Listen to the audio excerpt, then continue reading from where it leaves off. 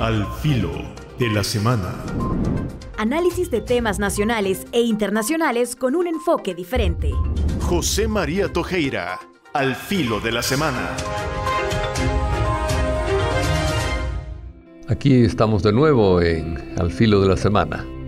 Es un gusto acompañarles en esta pequeña reflexión sobre hechos de la semana que no consiste tanto en decir datos, que hay que decirlos, sino en reflexionar sobre ellos. Creo que con la reflexión podemos echar con más velocidad adelante a nuestro país que la velocidad que tiene ahora, que es muy lenta, mucho más lenta que los deseos de todos los salvadoreños. Siempre el deseo va más aprisa que la historia y que la realidad. Pero podemos hacer que la historia camine más cerca del deseo que tenemos todos de felicidad y de bienestar. Hubo una feria de vivienda la semana pasada en Multiplaza. Se vendían apartamentos y casas a partir de los $250,000 más o menos. Hemos hablado aquí de vivienda y ciertamente esos precios son inasequibles para el 90% de la población salvadoreña, ¿verdad? Es decir, es necesario tener casas asequibles, ¿verdad? Es decir, todavía casas más baratas en torno al final de la calle nueva que va para Popa, ¿verdad? Al final, sí, después del Boulevard Constitución, la prolongación. Ahí hay casas cercanas a Popa, que Saltepeque, etcétera, en $150,000, también inasequibles para la gran mayoría de las personas del país, ¿verdad? Necesitamos casas asequibles para la gente. Necesitamos también un salario mínimo más decente. Hoy, con los costos de la canasta básica, nadie debería ganar menos de $600. Pero el salario mínimo va demasiado mínimo todavía. Casas asequibles construidas por el Estado o con financiamiento parcial del Estado y construidas por empresas privadas, casas asequibles a la gente y a toda la gente es importante, ¿verdad? Es importante para el desarrollo, para la seguridad, para evitar toda esta noticia permanente cada vez que hay lluvias de gente que muere, gente que queda sin casa, gente que se le derrumba la vivienda, etcétera. Salen demasiadas noticias al respecto. Otro tema, el dengue. El dengue necesita prevención y cuidado, ¿verdad? Prevención y cuidado tanto particular como estatal. Aquí hay que decir como tema positivo y como buen experimento la de liberar mosquitos infectados con una bacteria, Wolbachia, le dicen a la bacteria, que impiden que, es una bacteria que impide que el mosquito o la mosquita, porque dicen que las hembras atacan con más frecuencia del mosquito, impiden que contagien el dengue, ¿verdad? Si es hembra el mosquito, los hijos nacen infectados de la bacteria mencionada y tampoco pueden contagiar dengue nunca. Y si es macho, los hijos nacen débiles y no llegan adultos. Es decir, el macho no contagia la Wolbachia, pero nacen tan débiles los hijos del macho infectado que no llegan adultos. En algunos países se ha logrado en 4 años prácticamente liberar del dengue a los países, a la gente, porque el mosquito tarda en contagiar la bacteria que lleva infectada durante bastante tiempo. Bueno, aquí se ha empezado el experimento, en Honduras llevan un poquito más de tiempo.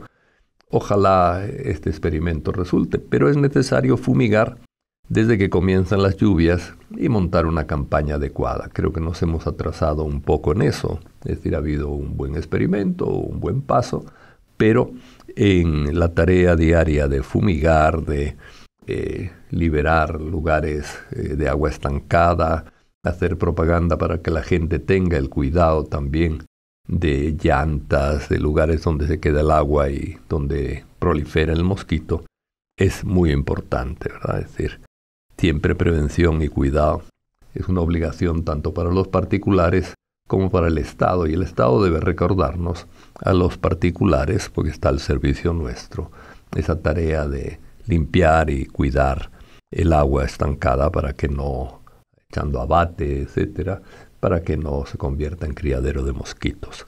Otra cuestión, necesidad de indemnización para los habitantes del nuevo aeropuerto de Oriente, ¿verdad? Miren, no puede ser que haya gente que se enriquezca con proyectos estatales, sean contratistas, sea quien sea, ¿verdad? Se enriquezcan, mientras que los pobres lo pasan peor, se empobrecen más. Es decir, los pobres deberían ser los más beneficiados de estos procesos. Siempre se nos dice que con un aeropuerto va a haber más trabajo y los pobres van a vivir mejor. Pero los que les quitan las casas, indudablemente durante una buena temporada van a vivir peor.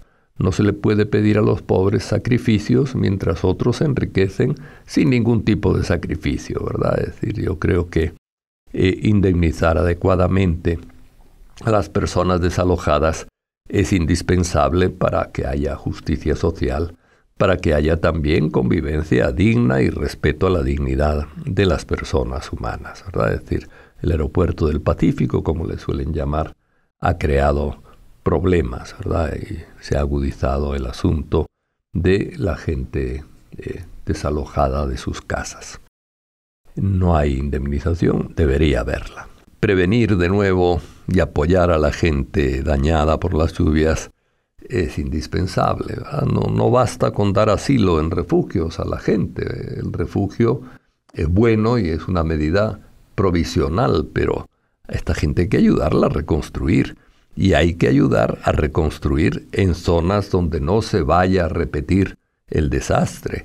Hay zonas que también pueden prevenirse necesariamente con la limpieza de canales, la limpieza de desagües, etcétera, ¿verdad? Es decir, hay que construir dentro de la prevención infraestructura segura, ¿verdad? Bueno, ese cuidar, prevenir, recoger cosas del suelo, ponerlas lo más altas posibles dentro de la propia casa es importante. Pero en el caso de San Salvador especialmente, hay que tener en cuenta que debe haber una infraestructura bien diseñada y bien cuidada para el desalojo del agua.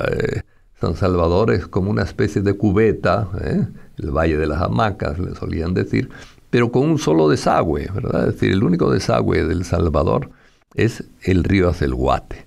Bueno, es decir, un lugar que tiene un solo desagüe y que tiene múltiples laderas y múltiples desagües hacia la cubeta, va hacia el valle, que es El Salvador, necesita tener muy bien cuidados toda la infraestructura y toda la posibilidad de desagüe del río Acelguate. Si no, vamos a estar sufriendo inundaciones dentro de la capital en barrios sensibles y a veces en barrios no tan sensibles. Recordemos que en la zona rosa hubo también una gran inundación, precisamente por no cuidar los desagües.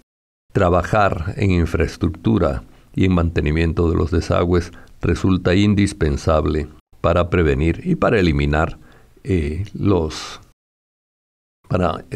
las inundaciones. Bueno, pasando ahora a la Corte Suprema de Justicia, hay toda una serie de candidatos.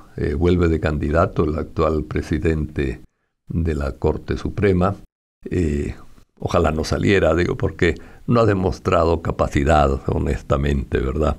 En el caso de él, uno puede ver que ha habido más de 2.000 procesos de habeas corpus, ¿verdad? De exhibición personal. Y estos casos o no se procesan o no se aceptan o reciben respuestas negativas, ¿verdad? Es decir, entonces uno puede preguntarse, ¿para qué necesitamos la Corte Suprema? Si el gobierno arregla las cosas mejor, no hace falta la Corte, ¿verdad? Dicen que 7.000 liberados, dice el gobierno, de los 80.000 que ha detenido. Es decir, y la Corte ha sido incapaz de liberar a ninguno. Es un poder independiente, es un poder inútil, es un poder... Podemos hacer un montón de preguntas sobre la Corte, pero ciertamente los que han participado de esta Corte no deberían seguir, porque ha sido en un tema importante, el habeas corpus, garantizado por la Constitución, han sido inútiles, ¿verdad? En fin, es un pequeño comentario, pero yo creo que es una reflexión lógica, ¿verdad? Es decir, que hace mal las cosas, no debe seguir en el mismo puesto. Alcanzó, como dice un famoso pensador del campo de la administración pública y privada, que dice, alcanzó su nivel de incompetencia, ¿verdad? Bueno, finalmente quisiera hablar del asesinato de una mujer en un cantón de Usulután, muerta a pedradas, ¿verdad? Miren, en el país los feminicidios van en descenso. Eso es importante, ¿verdad? Es decir, y es buena noticia que se mate a menos mujeres de lo que se mataba anteriormente. Pero, y esto sí es lamentable, están aumentando los casos de feminicidios en el hogar o por razones más sentimentales, etcétera, ¿verdad? Antes se mataba a mujeres en medio de la violencia que había en el país, es decir, en asaltos, en violaciones y abusos de todo tipo. Eso ha disminuido y eso es bueno, ¿verdad? Pero que aumenten en el seno del hogar el asesinato de mujeres, eso es grave también y es una expresión preocupante que hay que combatir con educación y con educación que resalte la igualdad en dignidad de las personas, el necesario respeto a las personas en todos los aspectos, el no convertir los sentimientos y los sentimientos vinculados a la intimidad o al amor en valores absolutos que lleguen al intento de eliminar a la persona una vez que nos rechaza o cosas de ese estilo, ¿verdad? O por un pleito dentro de la vivienda, etc.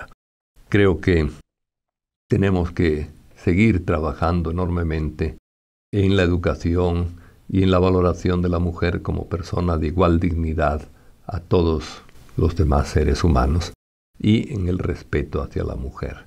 Es indispensable si queremos crear una sociedad realmente humana y con capacidad de desarrollo humano, digno, etcétera, ¿verdad? La mujer es la mitad de la población y tiene los mismos derechos que los seres humanos, aunque muchos hombres no quieran reconocerlo. Que tengan un buen fin de semana. Al filo de la semana. Análisis de temas nacionales e internacionales con un enfoque diferente. José María Tojeira, al filo de la semana.